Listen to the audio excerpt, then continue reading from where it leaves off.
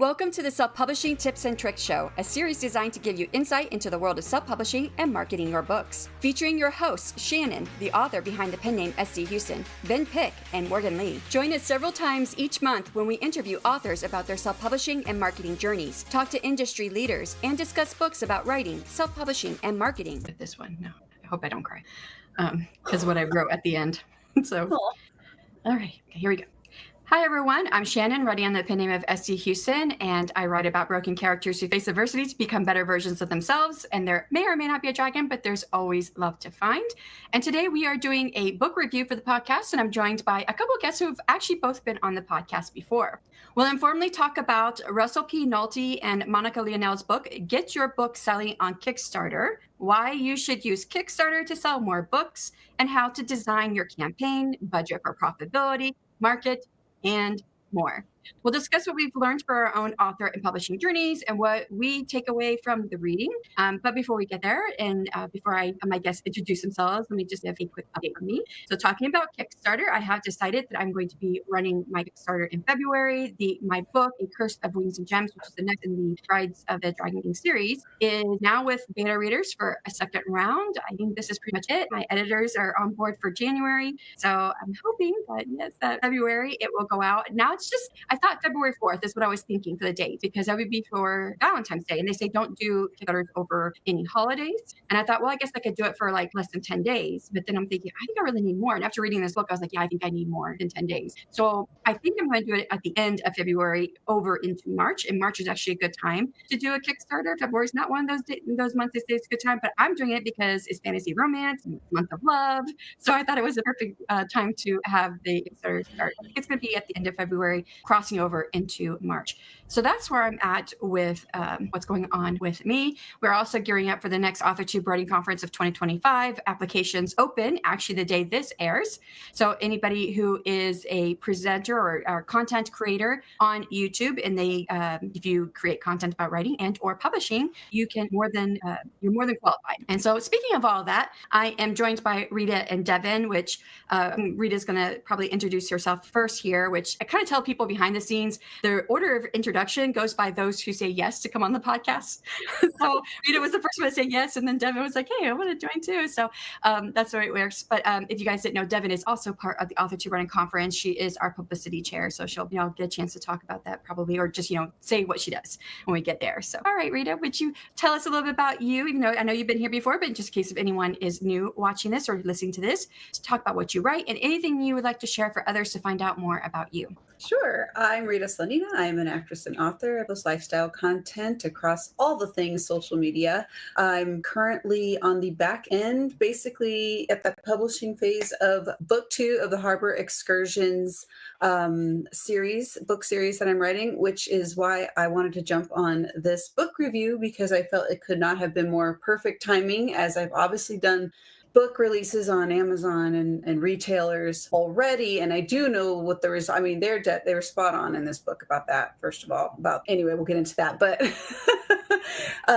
so I love to write, and I generally write romantic, thrilling fiction, and I have also done some nonfiction on songwriting. So. Hey everyone, my name is Devon. I write fantasy and steampunk with snarky female leads and a splash of romance. I'm also the founder of All Call Indie, which is a database of freelancers for indie authors, and 1/3 chair of the AuthorTube Writing Conference. As Shanon said, publicity chair.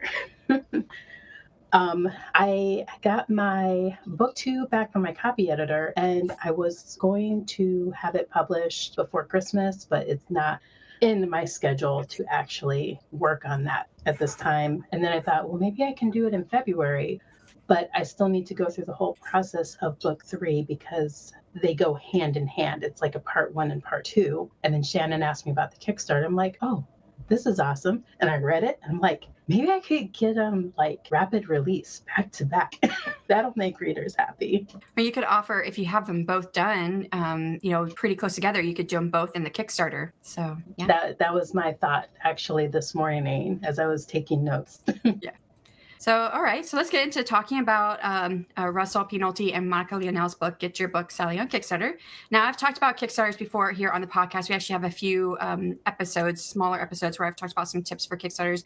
And of course, I also have my Kickstarter. So this book is definitely timely. And before we delve into the book, though, I did want to tell our audience our current thoughts about doing a Kickstarter, which I think we kind of covered. Like, so everyone knows I've done one. I'm looking to do one soon. Devon, you're now like ready to possibly do one, right? Yes. And then Rita, where are you at? Are you like still mulling it over, or you're like, yeah, I think this is what I'm going to do? I'm in. I was very apprehensive before. I'm like, oh, it's just another, and it's no shade, it's just another Patreon. It's just another buy me a coffee. It's just, name all the things, right? Like one more stinking thing to do. But after reading this, I'm convinced I'm going to give this a go. Yeah. Yeah, it's funny you say that because they do say that, a lot of people do think of Kickstarter as like a GoFundMe or Patreon where it's like, fund me, give me money, but it's not. It's about offering something valuable that you wouldn't have anywhere else. So.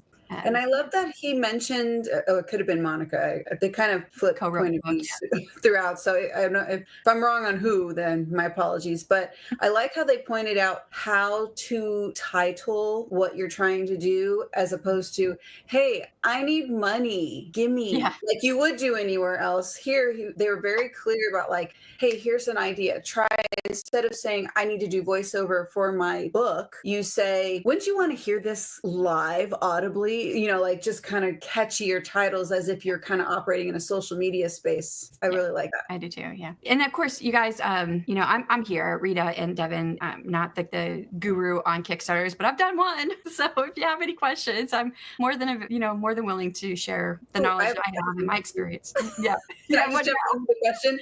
Okay. So in the book, Russell talks about how he had done was a crazy amount of 6 campaigns over $86,000 over 6 campaigns was his result over the course of those 6 campaigns. Would you agree or disagree just from doing the one campaign that those numbers are possible? So this is what I would say, especially looking at his early numbers. He was kind of one of the early adopters on Kickstarter.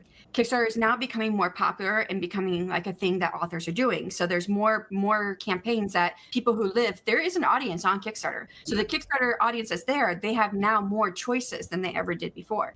Additionally, you have to remember that most of his were comic books and graphic novels, which are already more expensive to produce. So he would have to raise larger amounts of money in order to pay for that. So, I think it's very possible to at least get $1,000 at least, depending on what you're doing. So, and they say start small if you want to. And I think there's a challenge every January, and I can't remember what it is, but it's like a small challenge where you do something for $100 or less, and you do a Kickstarter campaign for $100. Sako Toomey would know more about this. We've had her on the show before, but she's also in the authortube community, and she's done a couple of campaigns, and I think she was part of the challenge last year, or this year. It was this year, January. I don't know if they're doing it again, but they do have little challenges. And I would always say, you know what, if you've got something little, you could always say, okay, what you're selling is, and don't forget. So one thing I always tell everybody, Kickstarter was developed for games, tabletop games. It's a physical, tangible object. So when you do a Kickstarter, you want your main product to be a physical object because that's what people are there for.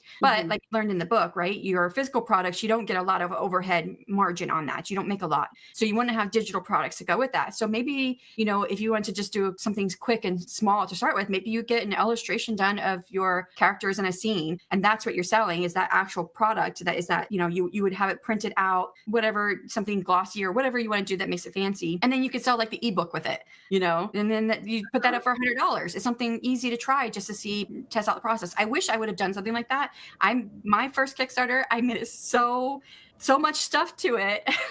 It was intensive. I had 9 tiers, which they suggest doing 5, and I had 9, and I had so many things I was selling, and there wasn't one thing that I put on there because I had lots of add-ons. There was not one add-on that didn't have someone buy at least one of. So everything sold, but that did mean like, okay, who bought this? Who bought that? You have to keep track of all. And they do give you a spreadsheet, and they talk about backer kit, which makes it really easy to keep track of a lot of this stuff, but you do pay a percentage of your Kickstarter to backer kit to use them. So now Russell Russell and Monica, because I've talked to both of them about, is it really worth it to use BackerKit, because they take part of your Kickstarter money, and they say, well, they do, they kind of sell on the back end. So like when your Kickstarter is done, it's done. But with BackerKit, once it's done and they send out the surveys to the people, they include like additional things. Like, hey, would you like to buy this item? Would you like this stuff from your Kickstarter? So that you're still able to buy stuff and people add more stuff on. Upsells, yes, I couldn't think of the word. So they say that that's what Russell has said, that specifically that the upsells more than costs, covers the cost and makes more money for him.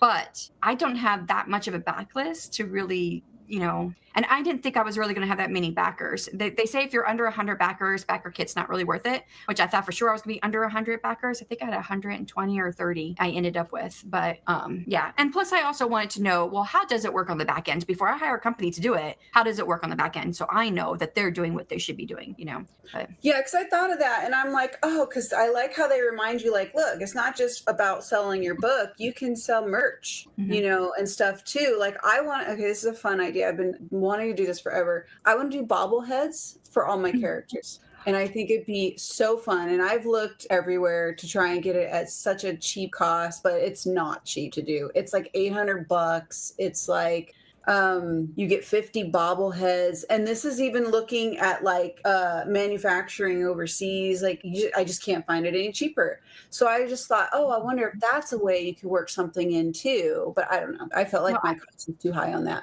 I have a point of contact who I've got her email, but it's in one of my, her and we talked. I brought her onto my YouTube channel to do a live stream about Kickstarters, and she brought up all these products that she sells. She's got her license to sell products, and she does it specifically for Kickstarters. So you can get like certain things made, and she'll get as close as she can at cost value to you. And she will work with you if like you only want 25, because a lot of these companies, if you're buying a product like that, you have to buy like 1,000 in order to make it cost effective, and you may not sell 1,000, Right. And so I think the most I sold of any of my products was like 18 was like the most I sold of any of the things I sold during my Kickstarter. Well, not to mention some of the stuff you're going to give for free as like free gifts or a giveaway or an incentive buy or something, right? Yeah. And so she'll work with you if you've got a smaller budget and a smaller like number that you want to get.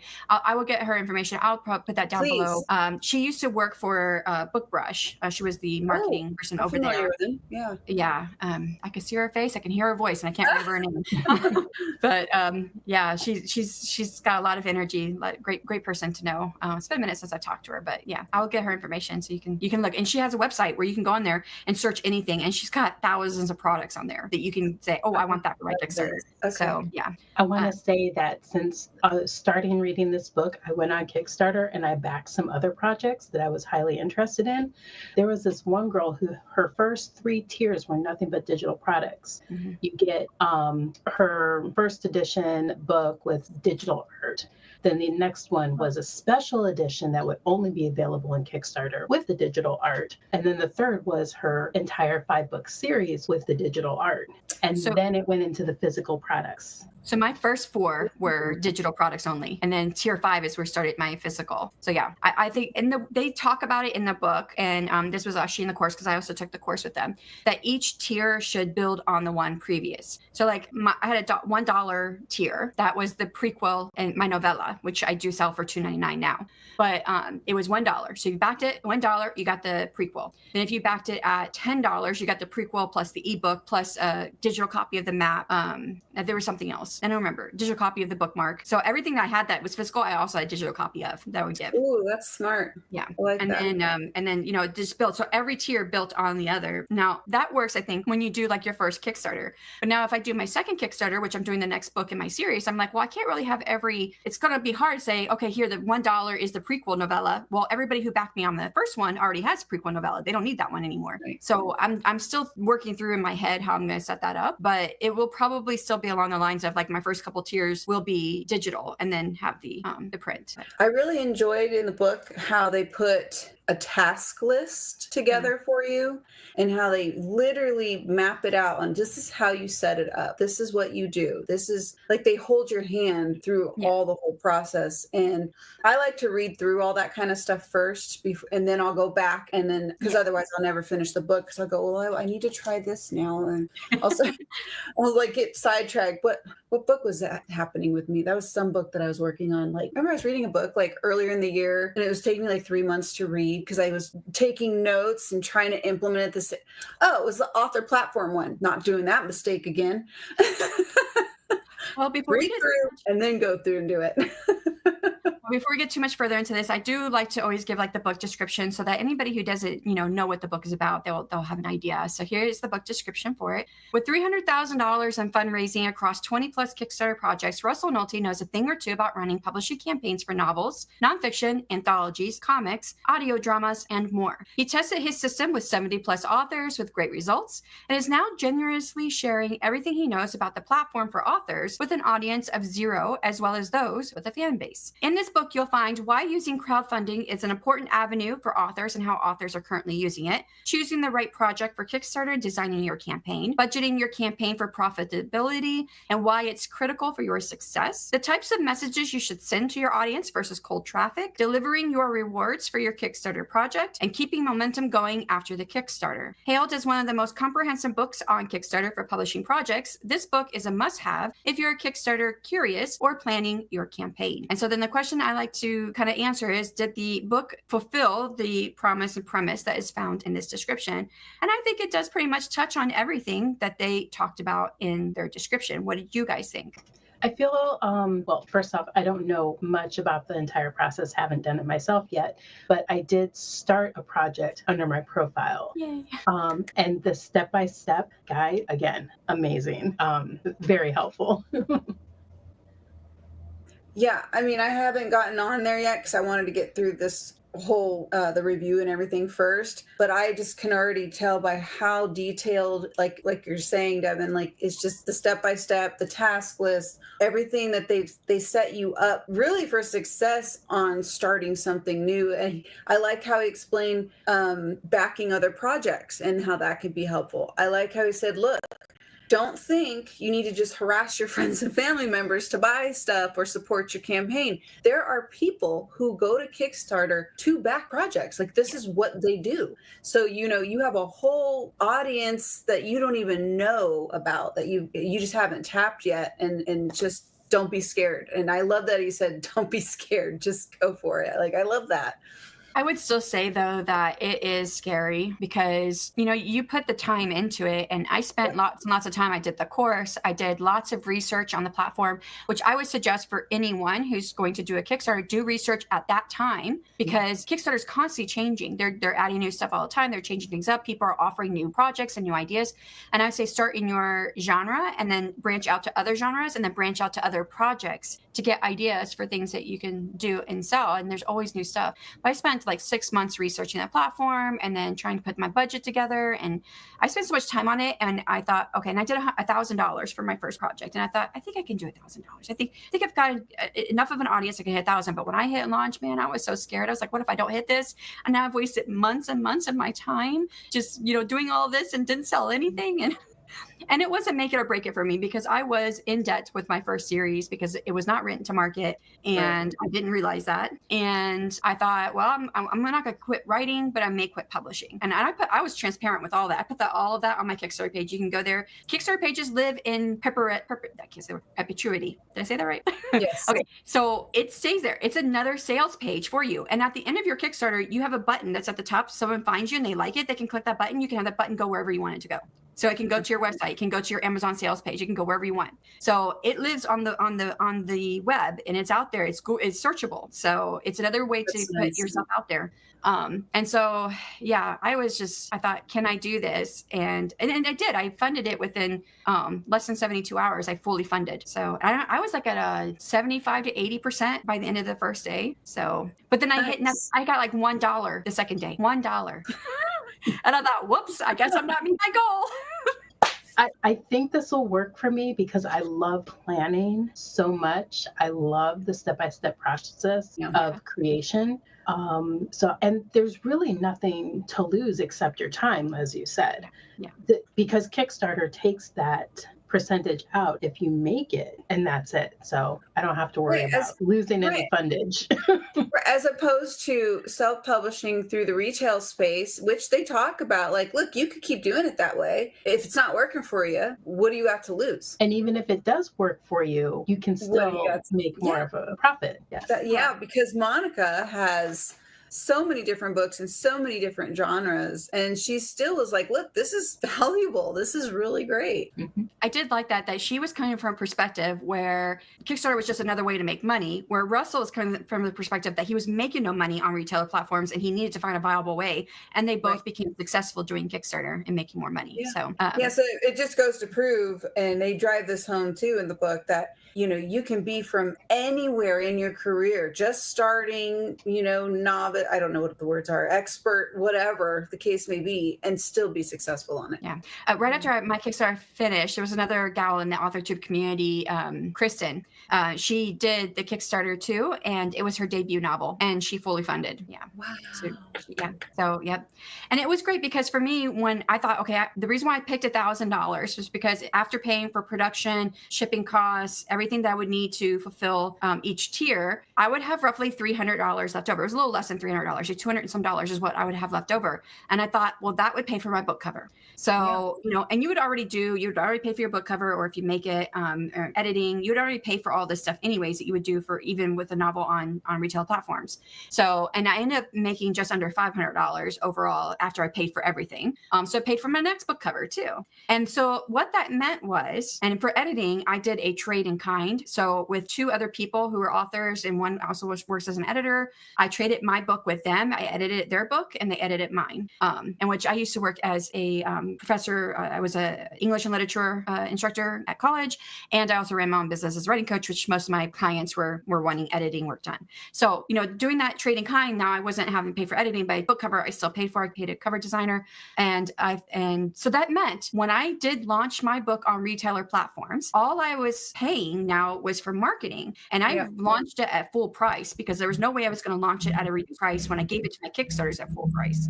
My Kickstarter backers. So I launched it at full price. So my marketing efforts were very limited because there aren't very many things you can pay for a full price book when you're launching it. And so I only paid for a couple of things. It was a little less than $500, and I made $600 in my first day. So that was my first positive ROI of any of my books I published. So I think it's a very valid way. I think Kickstarter is a way to support yourself as an author. I mean, you've got the what am I thinking? The validation from people who are interested in your idea. So if your Kickstarter gets backers, you have the validation there. So which means it's probably going to do well on retailer platforms. So you have that, So it's kind of like doing a little bit of market research to see if it's going to sell. And then of course, getting costs paid for. And that was my biggest thing. I just didn't want to go in debt. I didn't care if I made money. I just didn't want to go in debt. Doing my next series. So most of the time we just come out of pocket and we just pay for what we got to pay for, and you're just kind of like, oh well, I don't need to eat this week. What's pish posh? Right. This came at such a perfect time because my next series is my steampunk trilogy. And that is not a big market, but there's a community of steampunkers. I know this. I'm involved. But I want my books out there for it, but I already know it's not going to do well on the publishing. The retailer platforms. Yeah, there's no market for it. Or at least the market hasn't made it there yet. Yes. And what's great about the Kickstarter campaign is that you're going to get it out there to a group that really loves the steampunk genre. Mm-hmm. And that could help trickle over into the retail space too, because then word of mouth will go as well. I don't know. I flopped on my face so many times with like Patreon. I always think of Patreon because that's my worst face flop ever. Always pops in my head. And I always just feel so sleazy trying to contribute to my thing. I just don't like doing it. I just don't. And they convinced me, look, this is not like that. It's like that, but it's not like that. Right. And so I was like, okay, I'm going to just fresh eyes, take away what I think I know, and I'm going to follow what they say. And I would love if we all check back after we do our first campaigns, and then Shanon, you do another campaign or two, and we check back and see how we all did with our keys. I think that would be fun. I think one of the biggest things, which is what they talk about, is exclusivity, right? So they emphasize this importance of exclusivity on Kickstarter, and I found that is definitely, it's even more so now than it was when I did a year ago, because I had a special edition of my book, and all it was a different cover jacket, but the inside was still the same. And then I had the prequel in the book, and I also had a supposed to be a short story, but it was my not short story. It was 72,000 words. So it was one book with all three of those stories in there, and that was my special edition. Special editions now do not look like that. Special editions now are like foil on the cover and having stenciled designs and sprayed edges. And I'm like, wow. I was like, okay, that's going to be a little more expensive, but I mean, Fancy. that's why you do your research at the time you're about to do your Kickstarter, because things change. Even in a year's time, it changed. I don't think if I did the same Kickstarter now, I would be as successful, because people would look at my special edition and be like, that doesn't look fancy. but even though it's changed, they drive to the point of what excites you. Because if it excites you, it could also excite your readers. Yes. True. So, I mean, what do you guys think about that exclusivity? I think that drives the difference between the Kickstarter platform from like Patreon and Ko-fi. But what do you guys think? Yes. So I was thinking about Patreon. I know, Shannon, we've talked about this before a long time ago. And then Ream. And Ream was fun, but it was a lot of work, like a lot of regular scheduling work. Whereas I feel Kickstarter is, I can maybe do 2 a year and get my books out faster without having to focus on, okay, I'm taking out 3 hours of my day every day this week to ensure that my Ream or Patreon followers are getting what they want. Although I would say, they say that Kickstarter is really good for people who only publish like one book a year. Yes. So, yeah, I just wanted to point that out. What about you, Rita? What do you think about this exclusivity? What about one book every 7 years?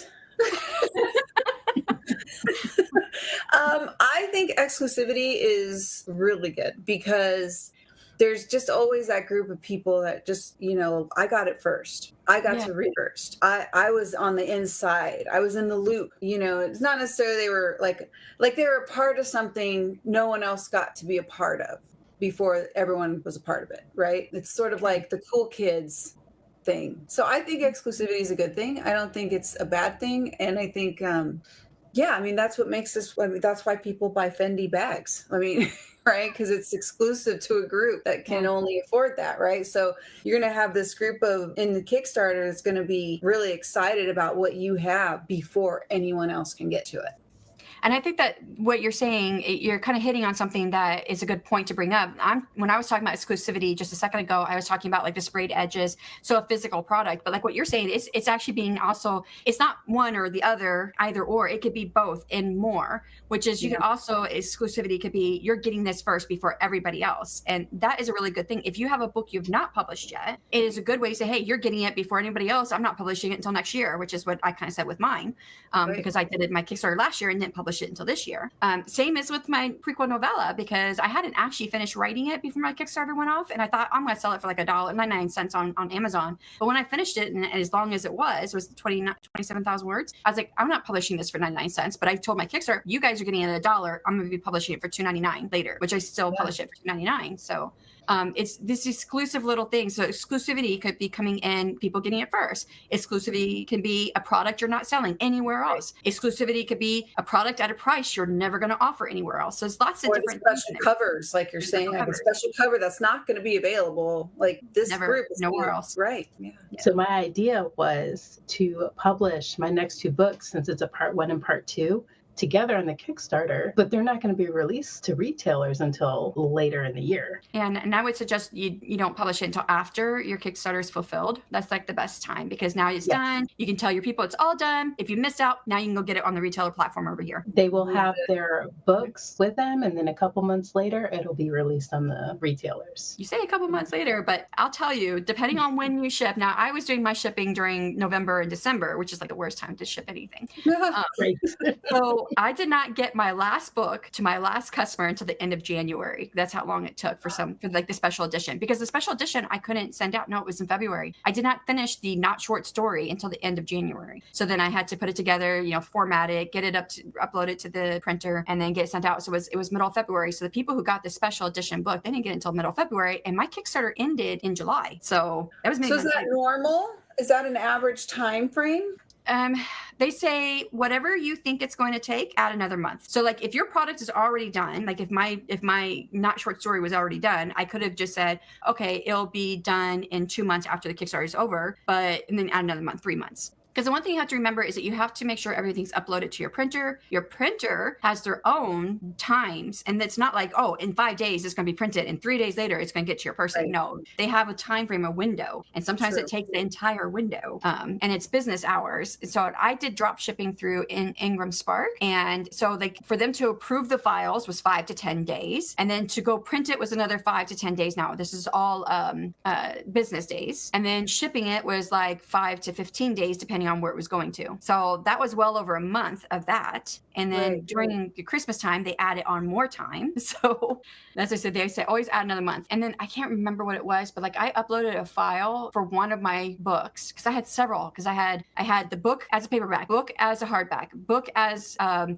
special edition hardback, which was the book and the novella. Then a special edition hardback that was a different cover hardback with novella, book, and not short stories. I have 4 different books. And I can't remember which one it was, but one of them I uploaded the file. Everything looked great. I said, good to go. I always made sure I got my proof copy before I ordered it. That's another thing that added time on. So I got my proof copy and it came in and they cut off something. I can't remember what it was, and they cut it off. And I was like, but that's not what it looked like when they sent my proof file through. So I went back and looked at it and they're like, oh, well, we must have messed up, resubmit, and we'll do it again. Yeah. So that was like an extra 15 days added onto the printing and shipping of everything. So yeah, there are things that happen. What was it?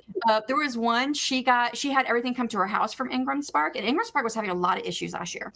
So she had everything come to her house from Ingram Spark because she was doing signed editions. So she signed them and before she sent them out. And they came in, half of them it was hardback, had the right jacket. When she took the jacket off, it was her first book, which she did Kickstarter on as well. But it was her first book underneath. And she was like, I don't know how they messed this up. It was only half, it was like half the box of books. So yeah, it was the Ingram Spark messed that up. And they're just like, how did they mess this up? This was half of it. But it was all one file. It should have been the same file. So yeah, it happens. You have to count in those things. Oh my goodness. That is just crazy. Now, I think I'm going to be, if I can get my book uploaded, because I had trouble with it last year, is the company, shoot, I forgot the name of it. The company that's in the UK, they do Waterstone Publishing. You're talking about, it's not Lulu Press. No, not Lulu. Lulu's here. Starts with a B, I think. Why am I forgetting this?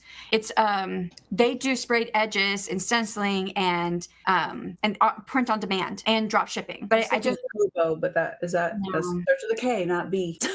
It's like on the tip of my tongue. I wish I could remember it.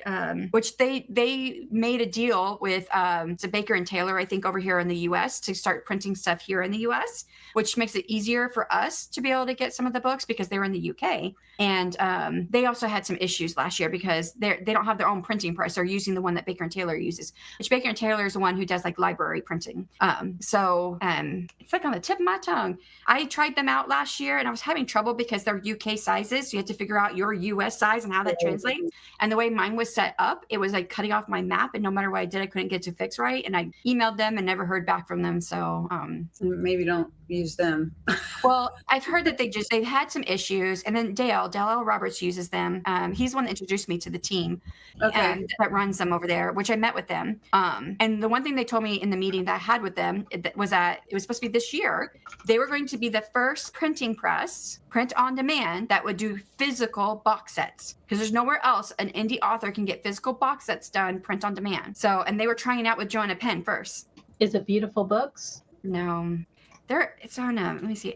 That's good to know, and I'd like to pick your brain about that later on. It's some other junket because at some point I have a 5-book series with a potential short story, not short, novella, and a collection of stories of Amabel's adventures. So a box set is like a really good idea. Yes. I would love to do a box set. The only option we have right now as indie authors is that you can get it, from a company. You can order the boxes to be made to dimension with your picture on there, but they come flat. So you have to construct them. And then you put your books, you have to get your books separate and put them in there. And then if you want to cellophane wrap them, that's a different procedure.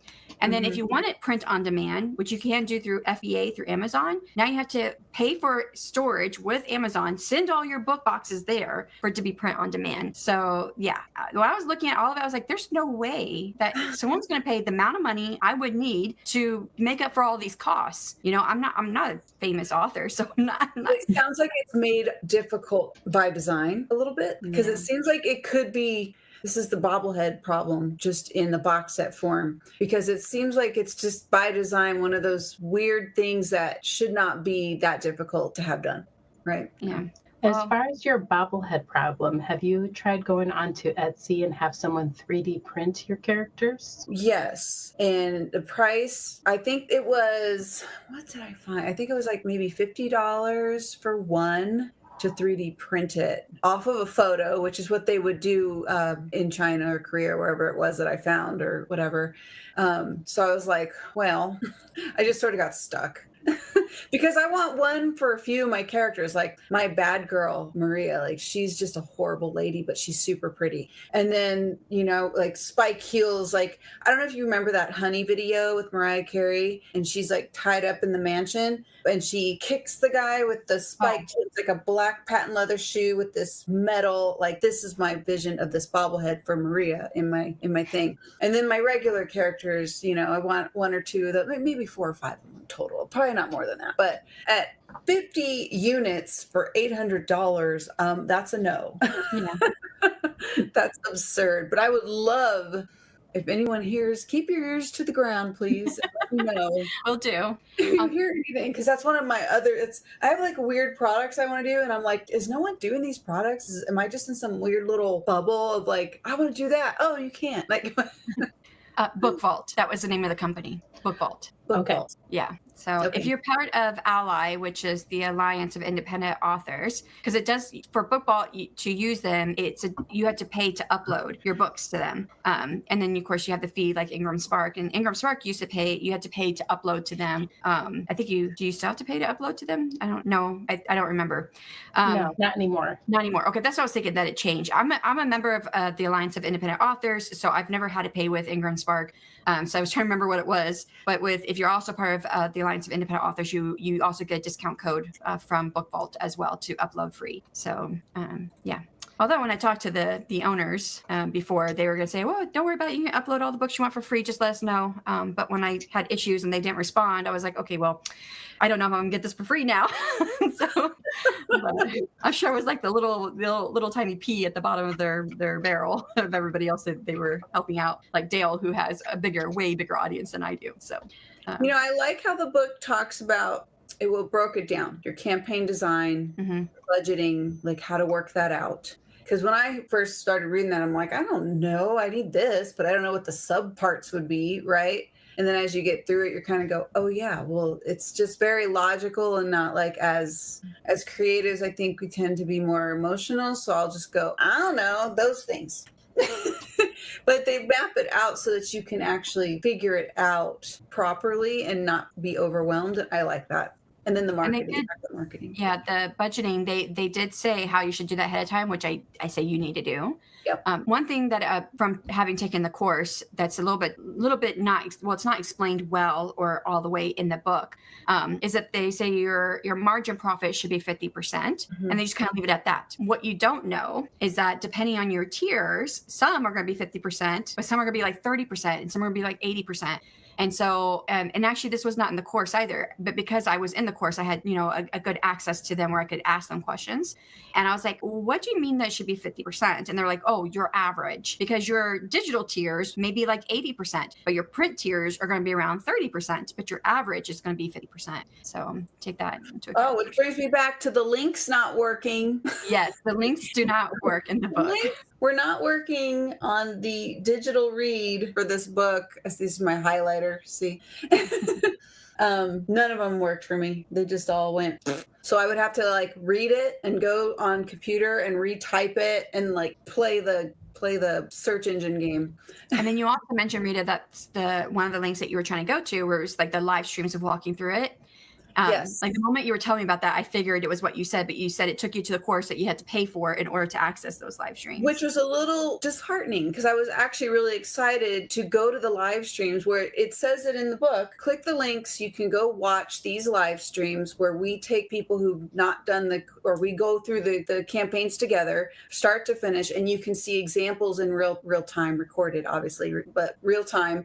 And then it takes you to a page that wants you to pay for a course. course, which, it's fine. I get the upsell. That's great. But there was no Xing that out to get to these live streams. They just weren't unavailable. And if you're reading this, you're expecting to click the link to go watch those. And I really was kind of excited about that. I was really bummed about that. I wanted to see I wonder if, because the book I have was given to me as part of the course. And there are links in my book. And I wonder if some of my links in my book are also in your guys' book, where it says, don't share this link with anybody because it's just for us, for the group. And maybe did you guys come across any links that said that? Don't share it?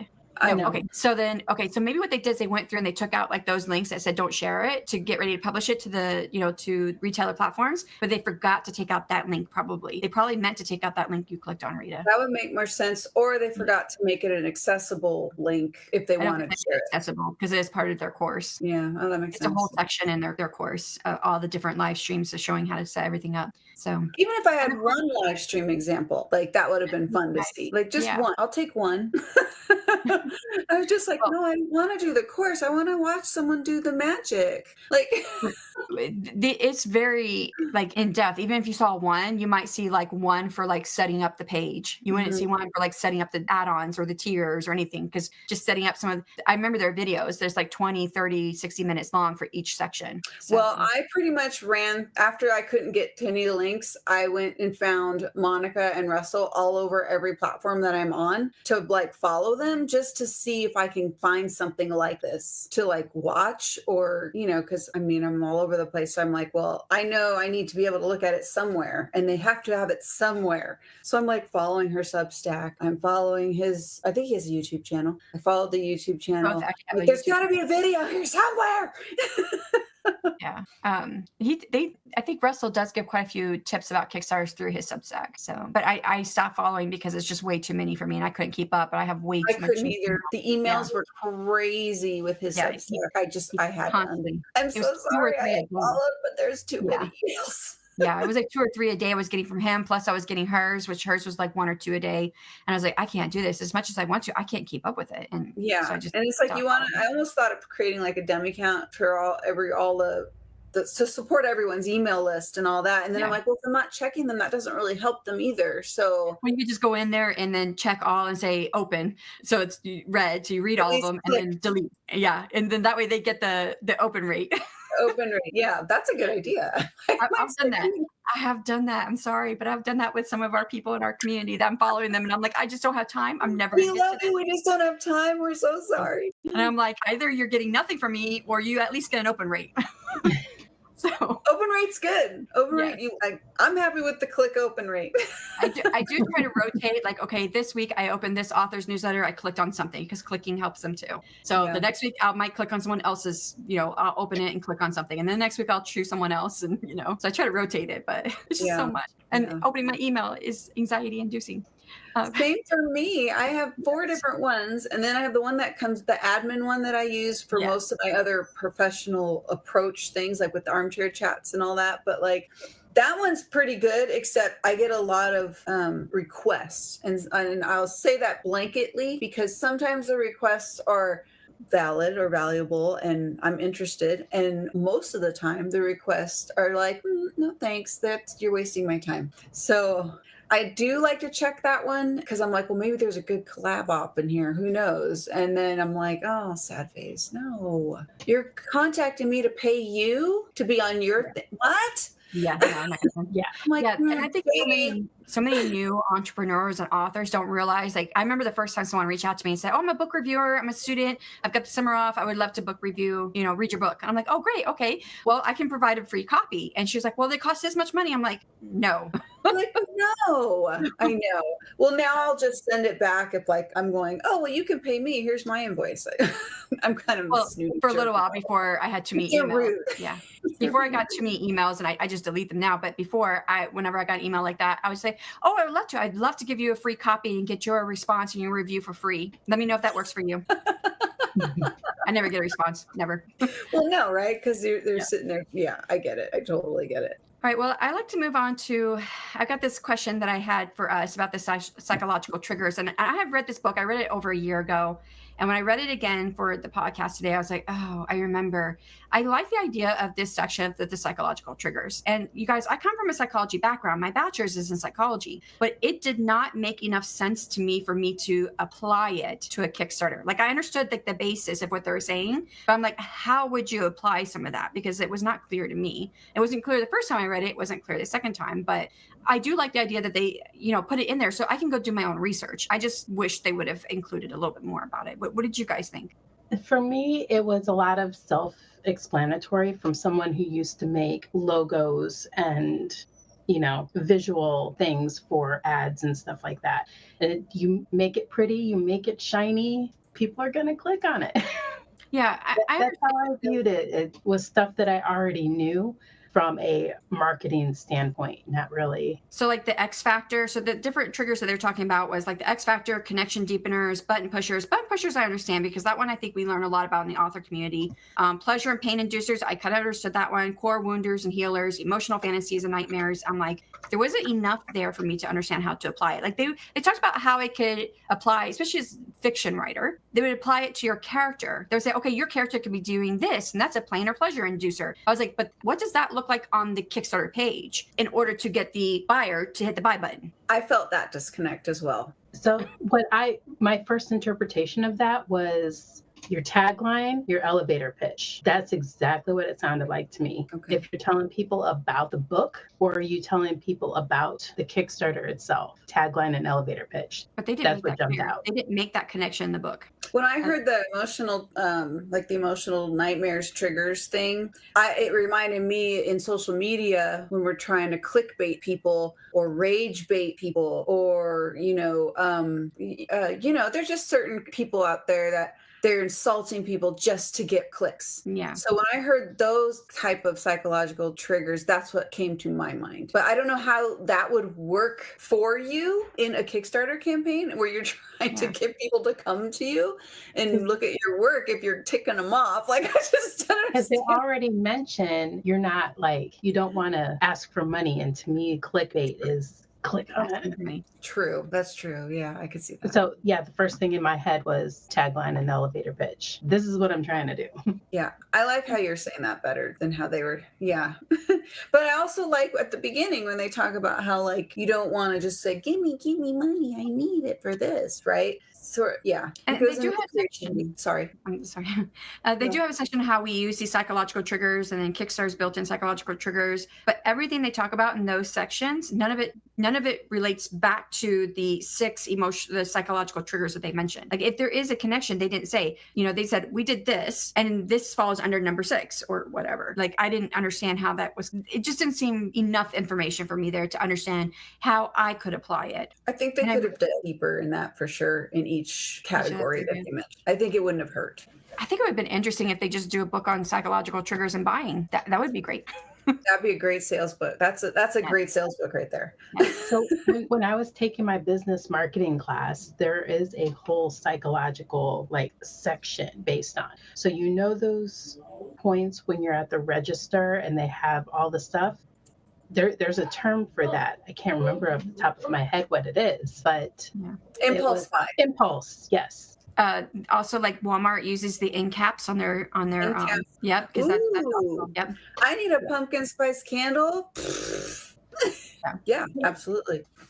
I understood enough when I set up my campaign, which I think, Devon, you might have watched. I don't know, Rita, if you've watched it, but on my channel, I do have it was a past live stream I did, and it's several hours long. I don't remember if it's 3 hours or 2 hours or something like that about my Kickstarter.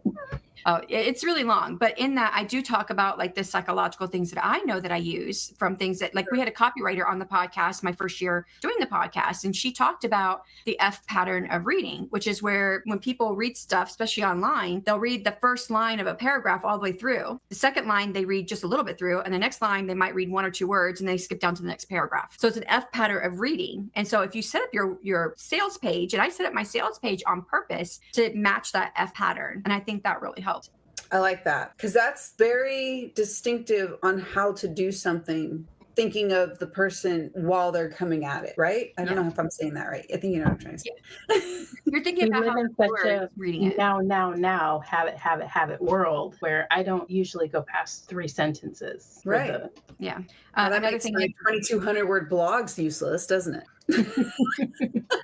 Well, I mean, you are talking about like mostly like cold audiences when you're talking about like the F pattern, right? If you've got Right. someone who knows you, they enjoy your content, they're going to read everything you're writing, you know. That's fair. Yeah.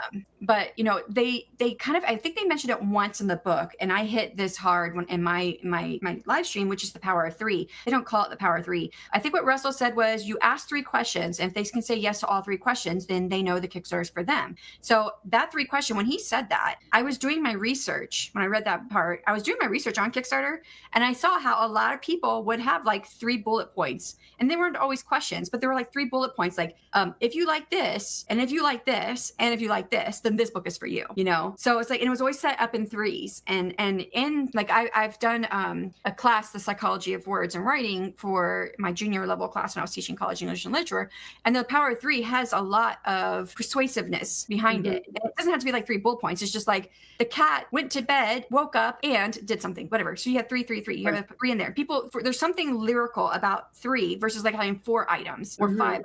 It's something lyrical about the 3 that we like in our human brain. So, and that goes for US based phone numbers too, because you have 334. Yeah. That was also in my marketing class. yeah, It's it's so much there. So I remember when he said that, you know, ask 3 questions that when your readers, when people who are interested can answer yes to all 3 answers or 3 questions, they'll you know, buy into your thing. And I was like, oh, well, that goes back to the power of 3. So I use the power of 3 quite a bit throughout my sales page as well.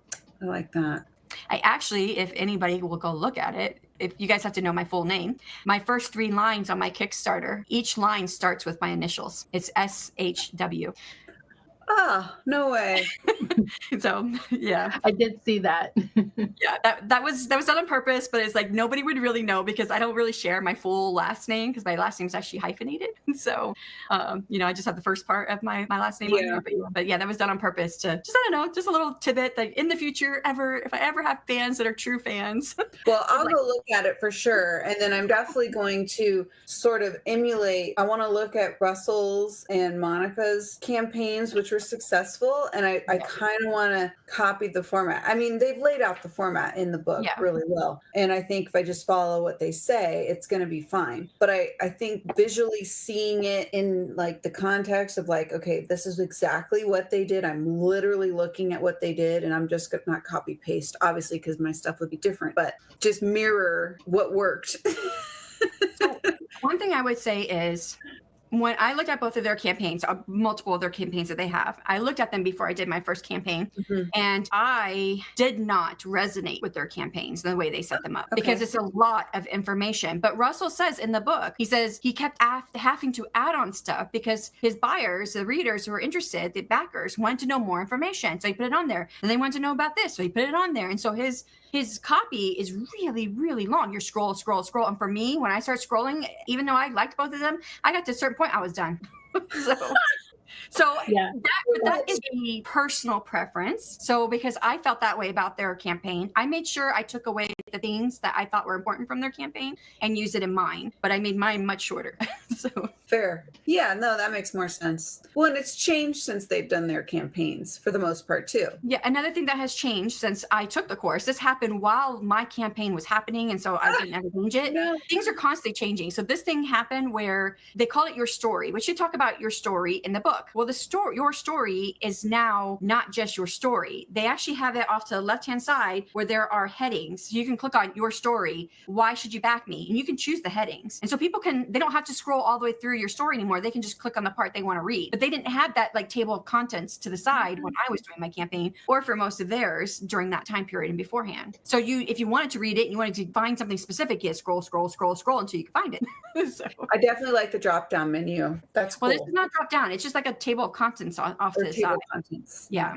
I really like how she has so many different genres, and that's what fascinated me, because that part I can resonate with, because I have songwriting and I have the fiction, right, the novella series, and then I have like there's another nonfiction that I have, so, and it's in a completely different genre than either of those, even though it's nonfiction. So it's like I can resonate with her on that level where, okay, she did all these different random things that really don't connect all, but she makes them connect. Like, that's the crazy part that I was just like, okay, so she's successful. I'm a face flopper, so I'm not comparing by any stretch of the imagination there. I'm just saying, like, I can actually see, like, oh, how she's doing it. Like, that part really I liked. I just like that part. She has a ton of books, though, which I would say, like she offers like 5 books in one series for $1 for her first year. And I'm like, I'm not giving away 5 books for $1 because I don't have that many books.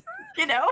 Yeah. Well, and I like low content books too that are like fillable journals and things where there's just no heat off my back if it's $1. Like, well, so in that regard, for a backlist, that's just, I don't want to call it a junk book. It's not a junk book, but it's like, it's in comparison to something I've been working on for years writing compared to something I can create quite quickly, a fillable notebook. That's a great backlist. I had a coloring book as part of mine too, and I paid $25 for the artist to do all my pictures. And he did 30 pictures, which he raised his prices while he was doing mine. I was like, "You're keeping mine the same though, right?" And he was like, "Yes, we already talked about yours. Now it's $50 for 25 pages." But I think I'm going to use him again because I liked what he did for the first series.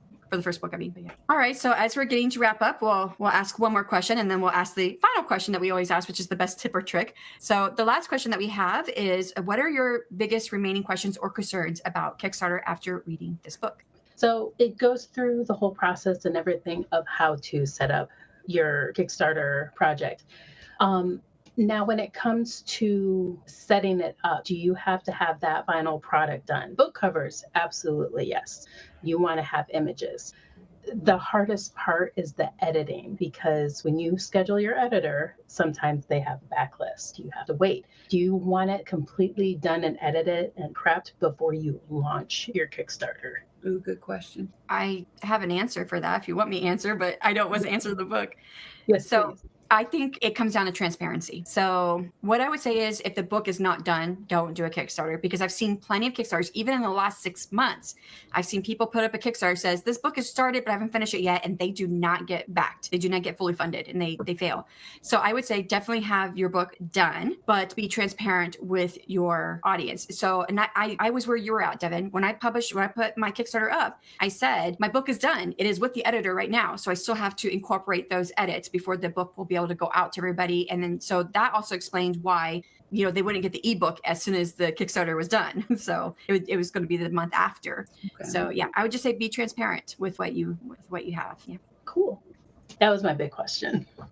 Okay. So my question, piggybacking off Devon there, is because I really like how they talk about selling non-author stuff, right? Like I said, bobbleheads. We'll just keep using the bobbleheads as an example.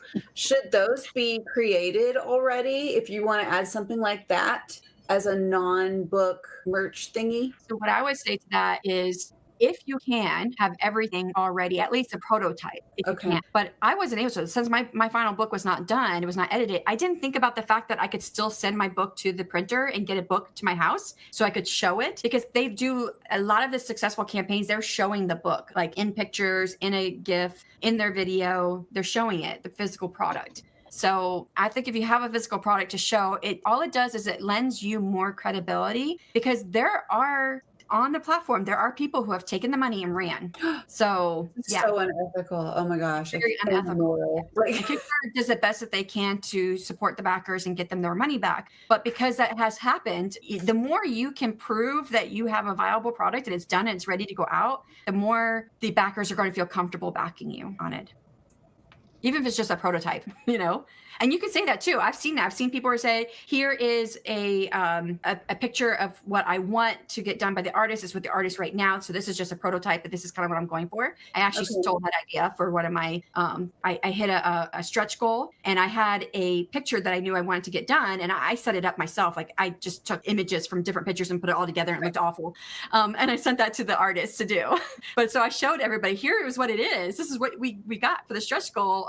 An artist is making it right now. So okay, that answers my question. Yeah. And then my question would be, which is not in here. Pop quiz.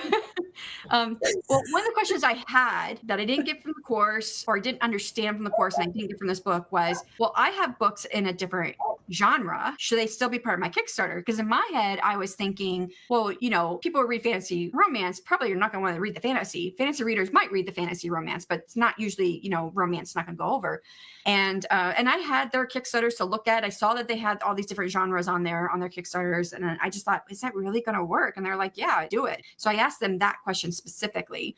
And that was a question I had at the time. And they said, yeah. And I had people who bought. I offered the first book in the series of my trilogy, and I offered the full trilogy as a one file or a book. And I had several people who got it, who got those. So the one question I would have now, being in the position I'm in right now, is, okay, great. You say to build, every tier should build off the other one, but what do you do when it's your second Kickstarter? Because for my first Kickstarter, my first tier was the prequel novella. This second tier was the prequel novella with the ebook and so forth. But for my next book in this series, is my first tier still going to be the prequel novella? Because everybody who backed me on the first one, they've already got it. So now how do I build on my tiers and offer something new and exciting, fresh for my return backers versus new backers? And special cover, like we were talking about. Maybe the novella is not in print. That was actually an exclusive thing that I was able to offer during that Kickstarter, because the novella I do not have a print book for, but they could get the special edition paperback or hardback with it in there, or they could get the special edition hardback with the 3 stories. That was the only way they could get that in print, was one of those, which I don't offer anywhere else. Okay. So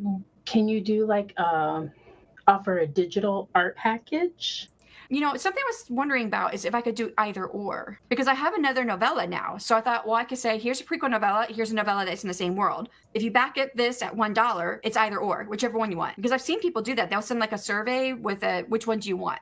Or so character profiles. That was character profiles. That's on I had this piece of Disney art before. I got it from the Disney store. I don't have it anymore, or it's lost or something. It was Beauty and the Beast, and it was just a penciled drawing from the artist. I'm sure it was mass produced, whatever. And it was signed by them, but it was a specific thing of one character from the story. Maybe something like that on top of the prequel novella, or maybe so that if they get the prequel novella again, they're just getting something in addition to it. Mm-hmm. But then the person who didn't have it, they're getting something extra from the person who backed me the last time. It's incentive on both fronts, I would think, because even though the first person... But then how do you build on that for the next one?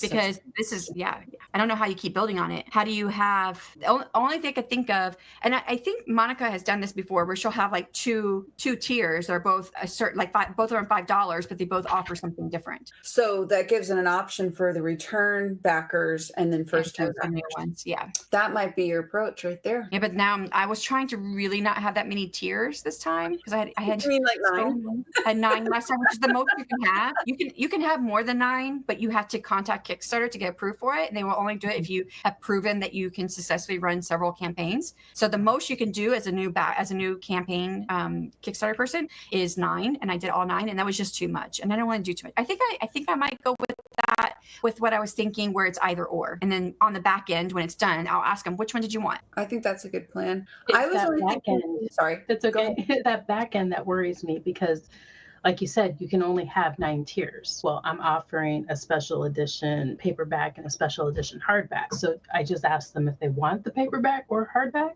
But those are 2 different costs. I wouldn't do that. I would do something of equal value. Okay. So the 2 novellas I'll have for my next Kickstarter, I will price them both at $1. I won't price them both at $1 when I publish it. Well, the one's already published is priced at $2.99. So I'll price them both at $1. So for the Kickstarter campaign, so it gives them, that deal. So those who have backed me before or have already bought it, they can choose to get the other one, which has not been published and hasn't been released anywhere yet. And they'll both be add-ons. I think that's what I'm going to do. I'm going to do either or, and they'll both be add-ons. So as add-ons, if it's someone who is brand new to me, so they get one novella, they can add on the other novella for another $1. Okay. That's a good plan. I like that. I think that's what I'll do. But that's what I would ask. If I could ask them any question, that's probably what I would ask. Yeah.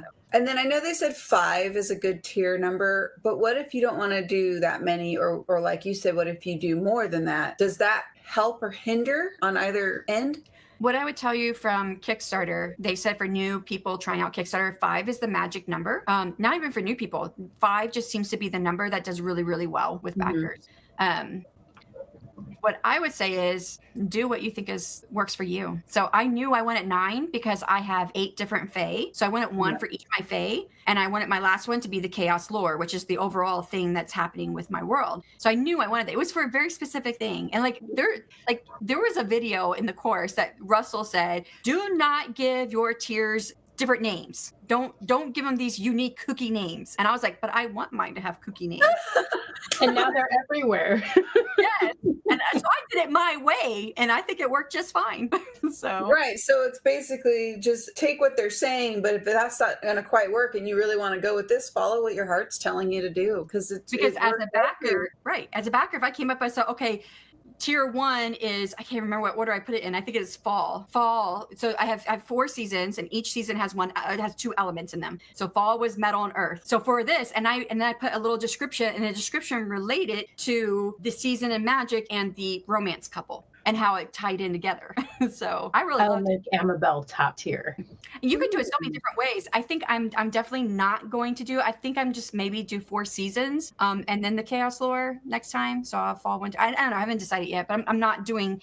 Do not do 9 tiers if you can help it. If you really want to, do it. But 9 tiers was a lot. Just telling you, for the first time, it was a lot. So I'm not going to do 9 tiers. I would say at minimum do 3. So ebook, paperback, hardback. Okay. That's the minimum. And of course, I would suggest having other digital things in there. That's just part of every tier, like a bookmark or whatever. Well, I'm definitely looking at your Kickstarter as well. Actually, I want to support with you and go look at your Kickstarters and just see what we're all doing. Because I actually want to like maintain our conversation about this, like I was saying earlier, and check up at the end when we're all said and done. But I mean, that'd probably be a year from now. But I mean, whatever. Yeah, right. I'm not sure if you got to that part yet, Rita, but there's a point in time where before it launches, you can pass it out to people to get there's a their preview opinion feature on it. Yeah. Which I didn't do my Kickstarter in time to take advantage of it, but I'm going to do it this next time. So I don't know if you're on my newsletter list, because I'm going to make it available for my newsletter. Actually, I might do a live stream on YouTube where I'll have it. Brian Cohen does this really well. Now, he's nonfiction, but he will do the preview feature. He does a live webinar, and I've gone to them, and he was like, go on, folks, go on right now, go on there, go look at it, tell me what you think. And the thing is, while you're there, you're getting interested, and you're like, I'm going to buy that, I'm going to buy that. And so, he's looking for feedback, but he's also doing it to generate interest, and it's really that is brilliant. Yes, it's very smart. Are you kidding? Like, what? That is brilliant. Like, I've thought of doing like a read aloud online for my book. I've thought of doing something like that. That can be a reward or part of one of your tiers or an add-on. I did an annotated copy of my book, and I did have someone who bought that. So I went through every chapter, and I talked about, like, this is where I got this person's name, and this is how I came up with them, and this is what I was thinking when I did this. And I think it was like 45 minutes long. I don't know if they ever listened to it, but I sent it to them. And another thing you can do with your fellow authors, because I know I've already sent some of my ideas to Shanon. I'm like, hey, here's a list. This is what I'm thinking about. Oh, I plan on it. And after that, when I was doing my not the last you both have heard from me on this topic. When I was doing my research, I wrote down every single thing that I thought, oh, I'd love to do that. Oh, I'd love to do that. I'd love to do that. And then once I had my list was complete, and I was like, okay, I got to stop, because you can keep on going. I had to just stop. Mm-hmm. And then I started researching them, the costs, where I could get it, and that did take out a whole lot of them, because some of them you have to order 1,000 of them in order to get good money for it. They can sell it at a cheap price. Yeah. And then some of them that I came up with, I was like, I don't know how these people got this stuff, because I couldn't figure out where to get it printed or whatever, made or whatever. So I was just like, okay. So it did take off a lot. And then the next thing is figuring out, okay, the costs for all of them. So then the ones that are still on my list, I just kept the cost there. Then I looked at how much could I sell it for on Kickstarter and still make a profit, because you want to make some profit, even if it's just like 30 cents. You don't want to be you don't want to be paying people to back you on your Kickstarter. And that people have been in that position. I knew right as my Kickstarter was starting, there was this gal in a Facebook group who was saying, my Kickstarter is going horribly. I need more people. And I went and looked at her Kickstarter. She was like at $9,000 and something.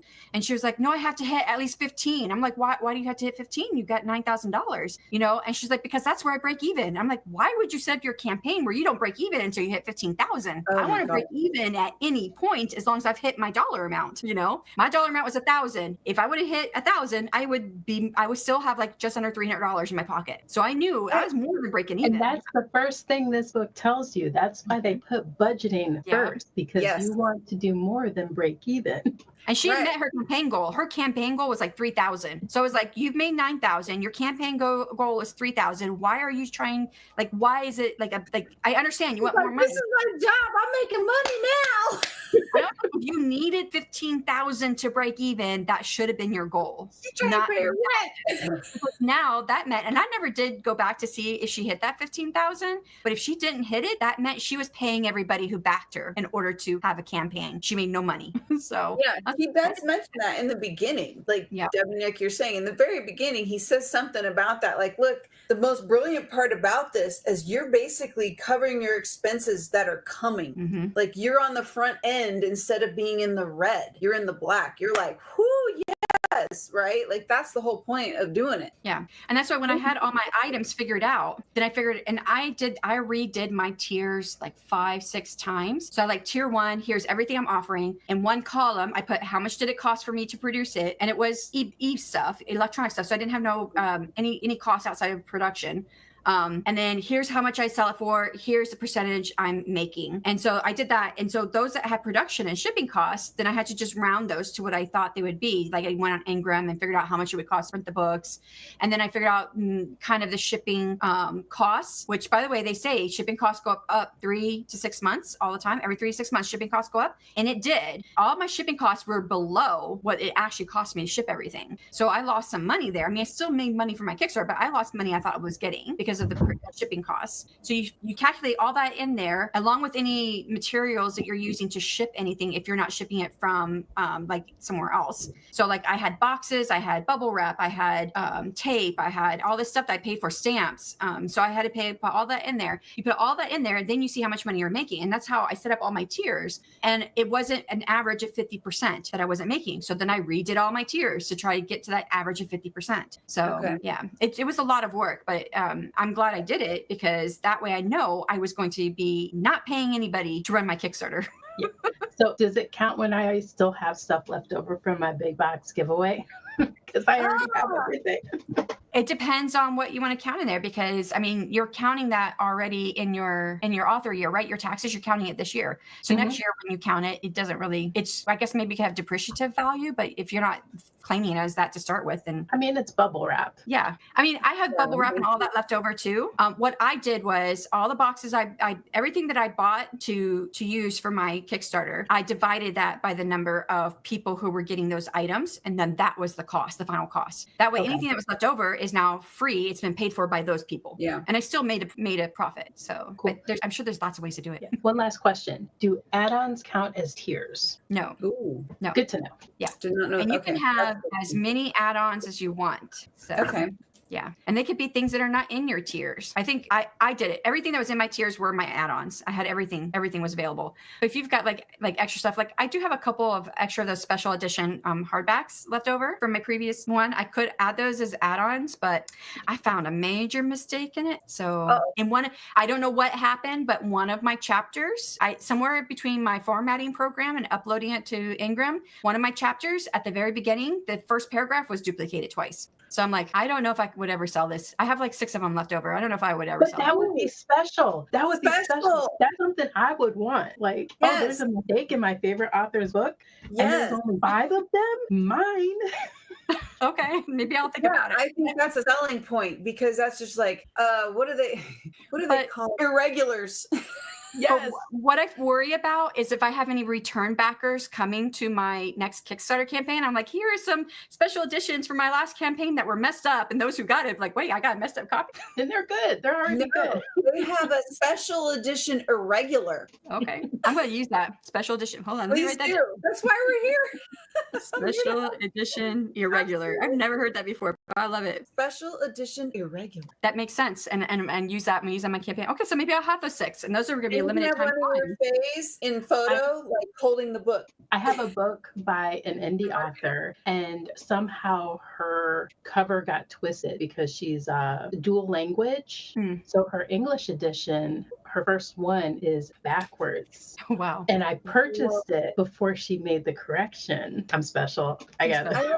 Right? And you love it. I love it. It's great. And I feel bad. I remember telling my husband, I was like, should I contact all of them and then, send them a new one? He was like, but you'll lose out. I was like, yeah, all that the almost $500, that would pretty much be eaten up by me redoing those editions. Because they were not inexpensive. They were like almost $40 just to print and ship it.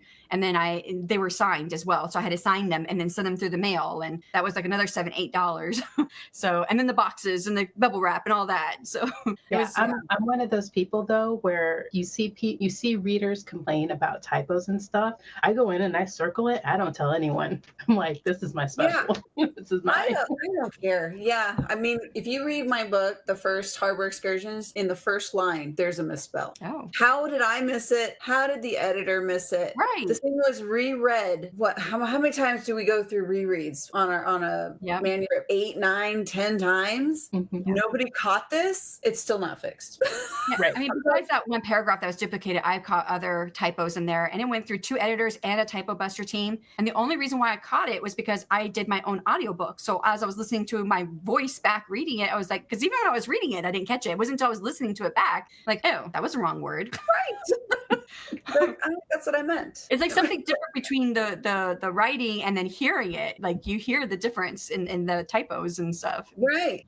So yeah, that's the only reason why I knew that those things existed was because I did my audiobook, my own audiobook. So, all right, well, let's go ahead and wrap up. We have one final question before we do, and that is, what is your best trip or trick you learned from Russell P. Nohelty and Monica Leonelle's book, Get Your Book Selling on Kickstarter? Their checklists on when to get stuff done, the most important things to do first, and to double check your work before you just launch it. Because once you launch it, there's no pulling it back.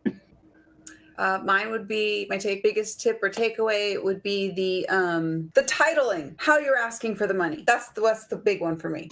And I would say my best tip or trick that I took away from this, which was something that I had taken away the first time I read the book and took the course, but I was not able to apply it, and I'm hoping to apply it this time, is doing that preview so that, a couple weeks before the campaign goes live, sharing the preview link with my audience so that I can get their comments and generate interest. So I'm definitely looking forward to that. And I think that could be a really good thing to do. I want to do that too. I like that. And there was something else I had wanted to mention. I'm sorry that to drag this on just a little longer. They do talk about 2 types of trolls that can happen, and I did not remember this from the book. And I had one of these. And so the 2 types of trolls, you have the concern troll, so people who question everything, every aspect of your project, and comment repeatedly in a negative way. So it brings down your energy, and they may also, subtly like negging you to or telling you that you aren't good enough to be doing what you're doing. I didn't have that one. What I had was the money trolls, and it was just one. So these are people who cancel or change their pledge up and down multiple times during the campaign. And this can create negative days where you lose money rather than gain it. It can also be disheartening when it's a large sum. And I had this one. She started, and I think it's a she because the name was feminine, but it could have been a he or they or something else. But she's backed me. I think it was like at my $75 tiers where she started. And then she went up to $150. And then she went up to $250. And then she went all the way down to $25 or $30, whatever that third or fourth tier is. Then she went back to 75, and then she kept going up. And then one time she pulled all the way out, and I was like, okay, good. I'm done. I don't want to see this anymore because I was tired of her going up and down, up and down, up and down. And then she signed back on again. At the very end, she was at the $75, which is where she started. And I'm like, why did you do this? I didn't get it. Maybe she's broke. She didn't manage her money well. That's what I was kind of thinking until I read this again. And I did have people who were like at some of the higher tiers, and then they dropped down, and then they stayed there and they never moved again. But she moved constantly up and down, up and down. And she went all the way up to my highest tier, which was $250. She went up there twice. And I had one person who backed me at $250. So I was like, oh, I got 2 people at $250. This is really cool. And, right. Yeah. So here. I did not remember this from the book until I read it again now, the money troll. And I thought, oh, that's exactly what it was. I was like, so this is a thing. People do this. So be prepared. Yes. Oh, what about the email thing too? You can have your updates on Kickstarter, or people can choose to have the email newsletter. Yeah. So well, I looked at the names and stuff, and I cross-checked because I wanted to know where my backers were coming from. And what was the number? I can't remember the number. I think it was like between 60 and 75% of my backers came from either my newsletter and or YouTube. So I knew them. And the other ones, I don't know where they came from. Probably the, Kickstarter people there, the audience. I did do a couple cross promotions with other authors who had Kickstarters going at the same time. But so like a lot of them were already on my email list. But at the end, you get to send out one survey. This is something, this is a tip that's not in the book, sort of. They do say it, but it's not very strong, and I did not remember it. At the end of your Kickstarter, you get to send one survey to everybody in those tiers, and you can say whatever you want to say. There was questions I needed to ask everybody that I wish was in that survey, but I didn't know that was the only survey I got to send out. So, I mean, there's ways around it, which I found ways around it, but Well, sure, right, in your own newsletters or something. Yeah. Well, in the survey, I put, do you want to join my newsletter list? And the answers were yes, no, I'm already on it. And most of them said, I'm already on it. Already on it. Yeah. Oh, that's good. That's good. Alrighty, well, let's go ahead and wrap this up. This has been a long session. I don't know what it's going to be after we finish editing it, but I feel it's going to be still a pretty pretty long one because we've talked a lot about Kickstarters, not just the book, but everything that has to do with Kickstarter. So hopefully the audience has got a lot of information about Kickstarters or have some ideas for what they can do for their own. So. Well, thank you to my guests. I really appreciate the time you guys took to read the book with me and talk about it today. I really did enjoy this conversation. And so links for Rita and Devon are in the show notes for the podcast and in the description box for YouTube. We do have one more episode left for the season. Every year we do a special December 15th episode. The first year, Ben, Morgan, and I talked about our favorite tips and tricks from our authors that we interviewed that year. And it was a really great episode. Actually, it's one of our highest viewed episodes. And last year, previous guests came onto the podcast as hosts to drill us, like we were the authors that were, part of the interview. This year's December 15th episode is a bit more bittersweet. It is a farewell episode for one of our hosts. The three of us reflect on our author journey, talk about managing life and writing while also discussing the importance of self-care. And last, we look ahead to what's next for us, and more specifically for our host, Morgan Lee, as this is her last episode with us. And we do have another host joining us, which we'll reveal at the end of the episode. But this was one of the hardest episodes for me to get through. I was like crying. Anyone who's viewing the episode will probably be able to see it. If you're hearing it, you won't hear anything, but I was crying. And because Morgan has been a wonderful person to know and a great person to work with for the last few years. It's been over a couple of years that we were working together on the podcast and as critique partners. We'll definitely miss her here on the podcast. And I still get to see and hang out with her because she is part of the authortube community. So it's not like she's gone forever from my life, but I will still miss her for the podcast. And so with that, we will see all of you for the December 15th episode. Bye, everyone.